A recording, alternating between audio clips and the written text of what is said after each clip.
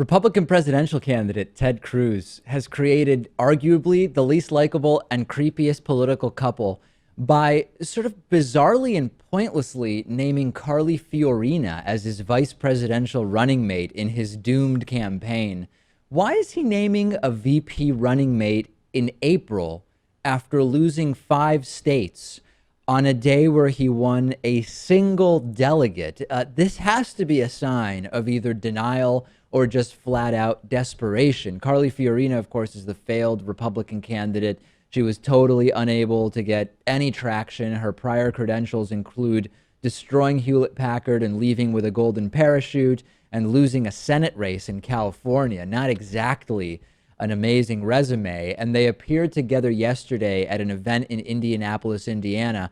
And it was a strange event, and probably the strangest moment was when Carly Fiorina started singing lullabies, apparently to mimic how she sings to Ted Cruz's daughters on the campaign bus. Maybe one of the most bizarre moments in this campaign, in addition to Ben Carson not hearing when he was being called out onto the stage during a debate and standing there awkwardly for what seemed like 5 minutes. Take a look at this. We've been traveling around the country, and I've come to know Ted and Heidi and Caroline and Catherine. I know two girls that I just adore. I'm so happy I can see them more. 'Cause we travel on the bus all day. We get to play. We get to play. I won't bore you with any more of the song. Yeah. But they have 4 verses, Caroline and Catherine. Love you, girls. Please call Child Protective Services immediately. I have the chills from that, Lewis. Her voice is nicer than I thought it would be. I was expecting to hear something like, I don't know, like sound more like a chainsaw, perhaps. But this is total pandering to women, isn't it? I mean, this is someone that can be brought on to attack Hillary and not be called sexist. Yeah. The singing seems so forced and staged. This is, I guess it's supposed to make her mommy-like to say, I sing to the girls on the bus. Can you imagine a scarier sight? Carly Fiorina singing you a lullaby? If you're one of Ted Cruz's daughters, you are not in a good place right now. Your dad is one of the creepiest men alive, and you have Carly Fiorina singing you lullabies on the campaign bus. I would be very scared if I was one of Ted Cruz's daughters at this point. Very strange stuff.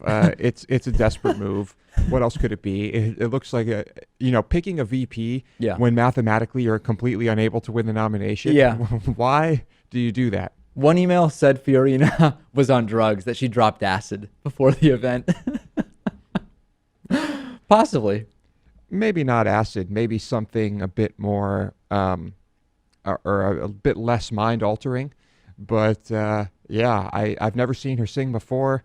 I don't really want to see her sing again. Fiorina does nothing for Ted Cruz electorally. You could say at best she might get him a small bump in California, the state where she ran her failed Senate campaign.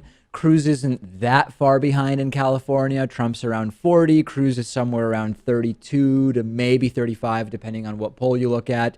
What's next? John Kasich is going to announce Santorum as his running mate. This has very little value. It's a black hole of unlikability. I'm waiting for Trump to name Omarosa, one of the contestants from one of the first seasons of The Apprentice, Trump's reality show, as his VP.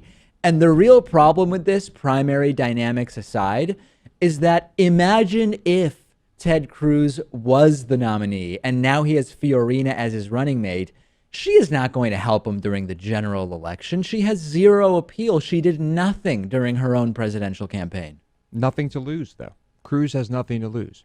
So I'm not sure how they arrived at this decision, but who cares at this point, right? It'll help, and if it doesn't help, no damage done. Yeah, I mean, it can only confirm that Ted Cruz has no chance, right? The worst it can do is maintain that Cruz has no chance of reaching the required number of delegates. Stand by. Later today, Ted Cruz reportedly going to be announcing his Secretary of Health and Human Services. That's going to be his next pick today. Just fill out the whole cabinet, even though you have no chance whatsoever.